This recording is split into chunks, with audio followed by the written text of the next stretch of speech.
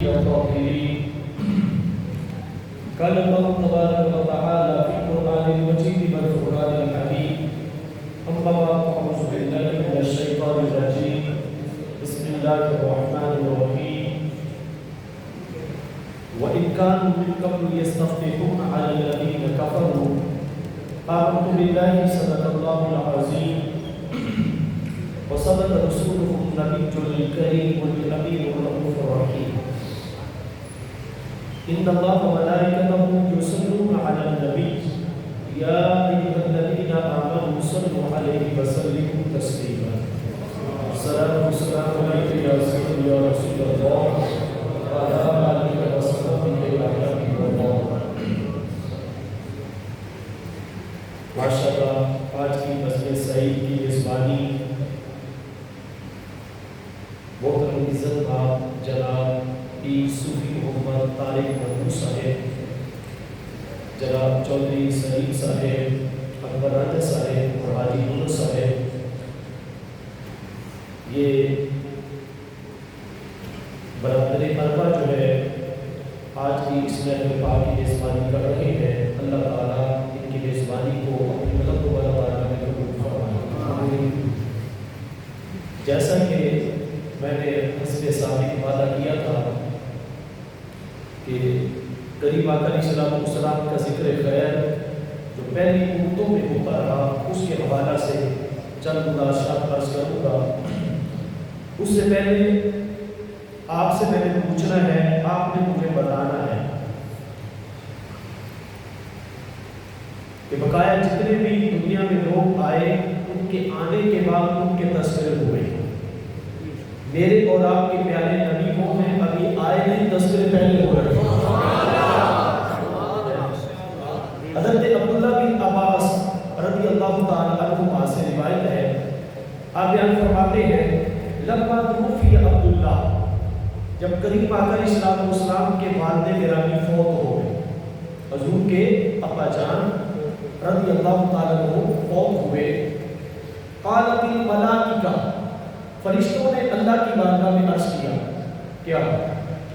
या इलाहना, ए हमारे माबूद, वसय्यिदना, ए हमारे सरदार रब, बाकिया नबीजू का यतीमा, आपके नबी तो यतीम हो गए।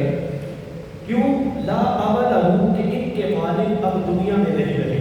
ये फरिश्तों ने अल्लाह की बारगाह में अर्ज़ किया कि ए बारी ताला, तेरे महबूब के वालिद तो दुनिया से छोड़कर चले गए तेरे हुक्म के मुताबिक। वक़ाल अल्लाह तबारक व तआला, अब इनकी निगहदाश्त कौन करेगा, इनकी परवरिश कौन करेगा? तो अल्लाह ताला ने फरिश्तों को जवाब दिया। क्या है? फरिश्तों को जवाब दिया। क्या जवाब दिया? समाअत फरमाए। फरमाया अना लहु हाफिज़, इनका हाफिज मैं हूँ। क्या? इनकी हिफाजत करने वाला मैं हूँ। अना लहु नसीर, इनकी मदद करने वाला भी मैं हूँ। वफ़ी रिवाया अना वलीजू, इनका वली भी मैं हूँ। वहामी, और इनका हामी भी मैं हूँ। वरब्बुहु, इनको पालने वाला रब भी मैं हूँ। वअमरुहु, इनकी मदद करने वाला भी मैं हूँ। वराज़िकुहु, इनको रिज़्क़ देने वाला भी मैं हूँ। आगे जो मैं आपको लफ्ज़ों पर लाना चाह रहा था, अब वो लफ्ज़ आगे इनको याद कर लें। अगर सारी बात को याद नहीं कर सकते तो इनको लाज़मी याद करें। जब अल्लाह ने ये फरमा दिया अना हाफ़िज़ुहु व मौलुहु व नासिरुहु व राज़िकुहु व हामीही, जब ये सारी चीजें बयान कर दी किनको? फरिश्तों को। तो आगे क्या फरमाया? आगे फरमाया फसल्लु अलैहि व तबर्रकू बिइस्मिही, फरिश्तों तुम ये न देखो उनके वालिद हैं या नहीं है, राज़िक भी मैं हूँ, हाफिज भी मैं हूँ, और मदद करने वाला भी मैं हूँ।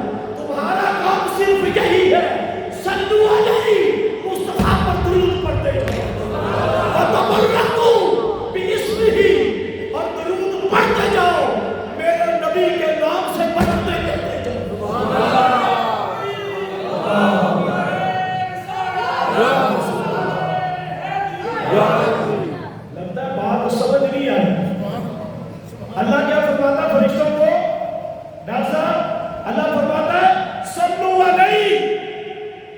تمہارا کام ہے مصطفیٰ پر درود پڑھو. مولا کیوں پڑھے؟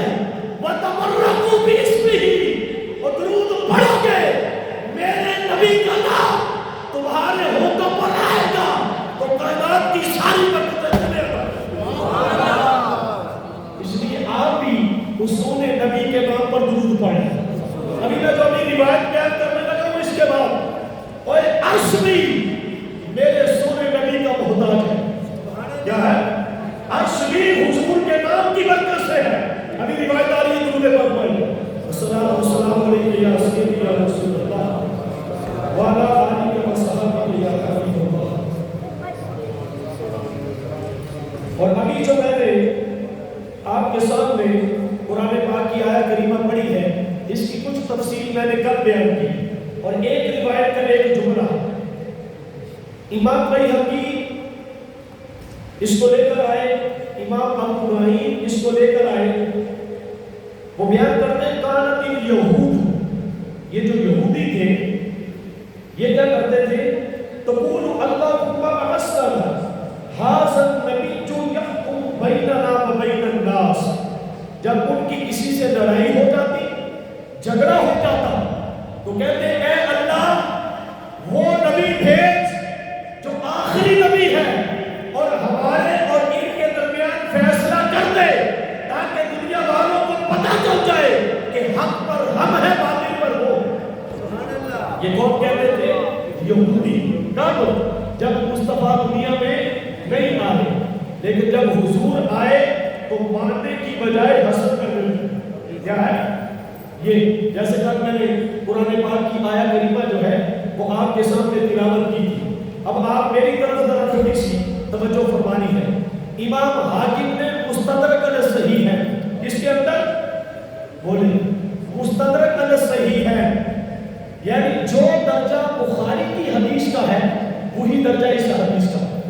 بس اتنا یاد کریں، جو درجہ مسلم کی حدیث کا ہے وہی درجہ اس حدیث کا ہے.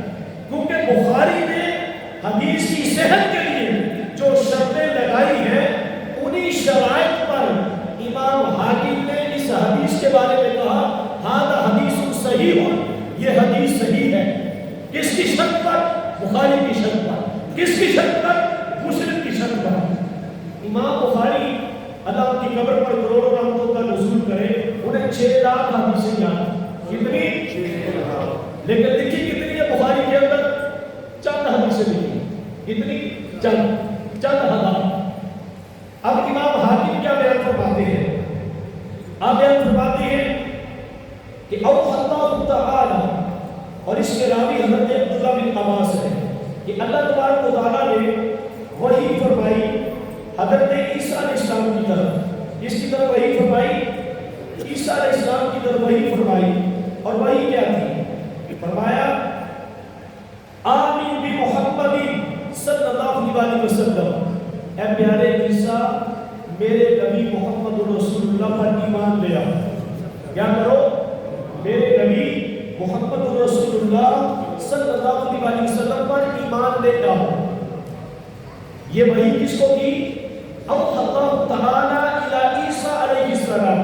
یا عیسیٰ، اللہ نے وحی کی عیسیٰ نبی کی طرف. یا عیسیٰ، اے پیارے عیسیٰ، آمین بمحمد صلی اللہ علیہ وسلم، اے پیارے عیسیٰ میرے سونے نبی محمد پر ایمان لے آؤ. ابھی حضور دنیا میں نہیں آئے، اور ساتھ ڈار صاحب حکم بھی دے دیے. وَقُلْ، یہ حکم ہے آپ کو. کیا ہے یہ حکم ہے آپ کو؟ کیا؟ من ادرکہ من امتی کا، من ادرکہ من امتی کا ایؤمنوا بہ، آپ کی امت میں سے جو بھی اس سونے نبی محمد کا زمانہ پائے ان کو یہ آرڈر جاری کریں کہ ان پر ایمان بھی لے کر آنا ہے. بات سمجھ آ گئی کہ نہیں؟ وامر فعل امر ہے. وامر من ادرکہ، حکم دے آپ، من ادرکہ جو پائے من امتی کا، آپ کی امت میں سے، ایؤمنوا بہ، اس نبی کا زمانہ، ان کو کہہ دیں آپ بھی ایمان لاؤ اور جتنے آپ کو ماننے والے ہیں ان کو بھی آرڈر جاری کرو کہ جس کے ہوتے ہوئے محمد رسول اللہ آ جائے ان کا کلمہ پڑھ کر مسلمان ہو جائے. آگے ذرا سوال فرمائیے گا کیوں اللہ تعالیٰ نے عیسیٰ علیہ السلام کی طرف یہ وحی کیوں کی؟ What is the reason؟ کیا ریزن تھی؟ کیا مسئلہ تھا؟ ایسے تو نہیں اللہ تعالیٰ نے فرما دیا کہ بھائی ایمان لے کر آؤ پیارے عیسیٰ محمد صلی اللہ علیہ وسلم پر. کیوں؟ اللہ فرماتا ہے وَلَوْلَا مُحَمَّدٌ صلی اللہ علیہ وسلم، اے پیارے عیسیٰ اگر محمد نہ ہوتے مَا خَلَقْتُكَ تو میں تجھے بھی پیدا نہ کرتا. اس لیے اگر وہ نہ ہوتے مَا خَلَقْتُكَ تو تجھے بھی پیدا نہ کرتا. وَلَوْلَا مُحَمَّدٌ مَا خَلَقْتُ الْجَنَّةَ وَلَا النَّارَ، اے پیارے عیسیٰ اگر محمد نہ ہوتے تو جنت بھی نہ ہوتی دولت بھی نہ ہوتی. اس لیے چونکہ وہ وجہ تخلیق کرتا اور جس جنت کے لیے نمازیں پڑھتا ہے، جس جنت کے لیے روزے رکھتا ہے، جس جنت کے لیے حج اور عمرے کرتا ہے، رب تو فرماتا ہے اگر محمد کا میلاد نہ ہوتا حضور اس کائنات کے اندر جنت اگر نہ ہوتے تو جنت کا وجود ہی نہ ہوتا. کیا ہے؟ جنت کا وجود ہی نہ ہوتا. جنت کو وجود ملا ہے وجود مصطفیٰ کی برکت سے. آگے جو لفظوں پر ذرا غور کیجیے گا، حضور اسلام نے فرمایا اے پیارے عیسیٰ اگر یہ نہ ہوتے محمد صلی اللہ علیہ وسلم تو پھر جنت کو بھی پیدا نہ کرتا، دوزخ کو بھی پیدا نہ کرتا.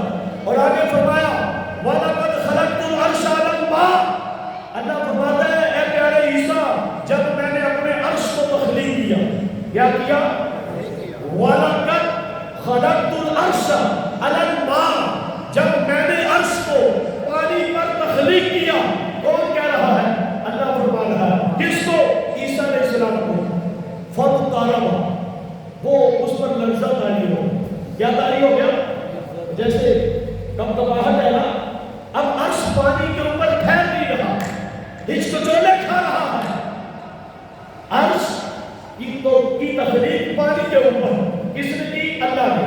اللہ فرماتا ہے وَلَقَدْ خَلَقْتُ الْعَرْشَ، اے پیارے عیسیٰ جب میں نے عرش کو تخلیق کیا پانی کے اوپر، فَانْطَلَقَ، اس پر لرزہ طاری ہوا، کبکباہٹ طاری ہوئی، تو میں نے حکم دیا.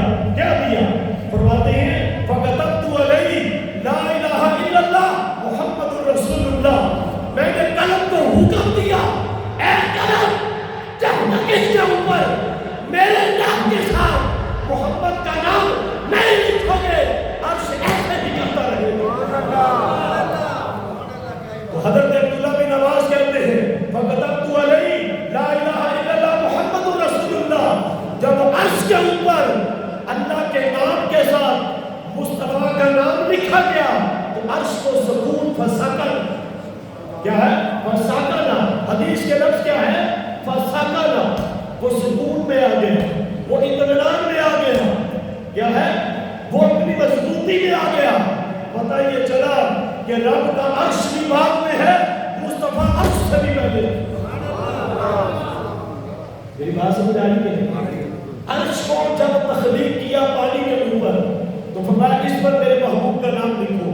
پتہ یہ چلا کہ عرش کی تخلیق بعد میں ہے، مصطفیٰ کی حقیقت اس سے بھی پہلے ہے. کیا ہے؟ تو مجھے بتاؤ جن کے نام کی برکت سے عرش کو بھی سکون ملے ہے. نقص علیک من انبائک، فرمایا اے محبوب تیری باتیں ان کے دلوں کو سکون دیتی ہیں، تیرے ذکر کے چرچے ان کے دلوں کو اطمینان دیتے ہیں. اور جن کے نام کی برکت کا عالم یہ ہے کہ عرش بھی سکون میں آ جائے، ان کی ذات کی عظمت کا عالم پھر کیا ہوگا. ابھی صرف نام لکھا ہے، ابھی کیا لکھا ہے؟ صرف نام لکھا ہے عرش پر، عرش کو سکون آ گیا. تو مجھے بتائے اگر صوفی گل محمد صاحب، نعیم ڈار صاحب، نصیر کھوکر صاحب، رانا عباس صاحب، شبیر بھائی صاحب، طارق محمود صاحب، سلیم صاحب اور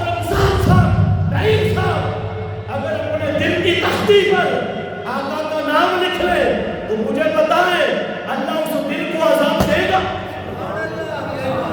اگر عرش کے اوپر حضور کا نام لکھ دیا جائے تو عرش سکون میں آ جاتا ہے، تو مجھے بتاؤ جس دل کے اندر محبت کا نام آ جائے اس کو آگ چھو سکتی ہے؟ کیا ہے؟ اس کو کوئی عذاب کچھ کہہ سکتا ہے؟ یہ برکت ہے ساری مصطفیٰ کی، کہہ دو سبحان اللہ۔ یہ میں نے آپ کے سامنے روایت بیان کی، سبحان اللہ۔ ایک یمن کا بادشاہ ہوا ہے جس کا نام تھا ربیعہ بن نصر۔ کیا نام تھا؟ ربیعہ بن نصر۔ وہ یمن کا بادشاہ ہوا، اس نے ایک عجیب و غریب خواب دیکھا، بڑی توجہ کے ساتھ سنیے، بڑا لطف آیا۔ ایک عجیب و غریب خواب دیکھا، جب خواب دیکھ کر سو بیدار ہوا اور اپنی حکومت کے اندر جتنے بھی معبرین تھے، خوابوں کی تعبیر کرنے والے صاحبان علم، ان کو حکم دیا، آرڈر جاری کیا کہ میرے دربار میں حاضر ہو۔ وہ سارے حاضر ہو گئے اور ان کو کیا کہتا ہے؟ ان کو کہا کہ رات کو میں نے ایک عجیب و غریب خواب دیکھا ہے، یعنی خواب کی بے چینی بیان کی۔ تو بادشاہ کو وہ بولے، بادشاہ سلامت، خاطر جمع رکھے، پریشان نہ ہو، آپ اپنا خواب بیان کریں، ہم آپ کے خواب کی تعبیر بیان کرتے ہیں۔ تو بادشاہ، آپ کو پتہ ہے ان کی سوچیں بڑی اعلیٰ ہوتی ہیں، بادشاہ بھی بڑا عجیب تھا۔ اس نے کہا کہ اگر میں نے خواب بیان کر دیا اور تم نے اس کی تعبیر کی تو مجھے یقین نہیں آئے گا، لہذا میں یہ چاہتا ہوں کہ خواب بھی تم بیان کرو اور تعبیر بھی تم بیان کرو۔ بات سمجھ آ رہی ہے؟ اب بادشاہ کا آرڈر تھا، کوئی بول بھی نہیں سکتا تھا۔ انہوں نے کہا کہ حضور یہ کام ہم نہیں کر سکتے، ہاں دو بندے ایسے ہیں روح زمین پر جو آپ کے خواب کی تعبیر بھی بیان کریں گے اور یہ بھی بیان کریں گے کہ آپ نے کیا خواب دیکھا ہے۔ بادشاہ نے آرڈر جاری کیا، ان کو میرے دربار میں پیش کیا گیا۔ ایک کا نام حضرت سقی اور ایک کا نام شک تھا۔ اب حضرت سقی کو بادشاہ کا پیغام پہنچا کہ بادشاہ سلامت آپ کو بلا رہے ہیں۔ وہ بڑے دانا، متقی، پرہیزگار، عقل و دانش کے ماہر۔